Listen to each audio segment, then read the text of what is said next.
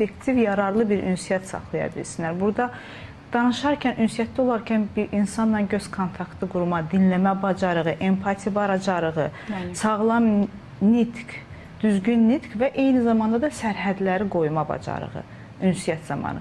Burada artıq eyni dediyim kimi sağlam formatda özünü ifadə etmə bacarığı da çox önəmlidir. Dediyiniz əsaslara əsaslanaraq deyə bilərik ki, misal üçün həddindən artıq göz kontaktı qurmaq, telefona baxmaq, digər bir şeydə vurğulamışdır. Əl toxunuşu. Toxunuş. Bunlar artıq qarşı tərəfin sərhəddini tapdalamaq deməkdir. Çünki toxunuş artıq, yəni bu sənin şəxsi ərazinə daxil oluram səndən icazəsiz siqnalını ötürür qarşı tərəfə.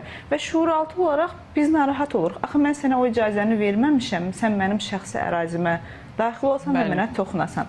Bəs bundan dolayı insanlar toxunuş olarkən yəni digər insandan narahatçılıq keçirdirlər. Çünki mən icazəni verməmişəm. Əgər insan, baxın, icazə verdiyiniz insan toxunarkən o narahatçılığı keçirtmir insan.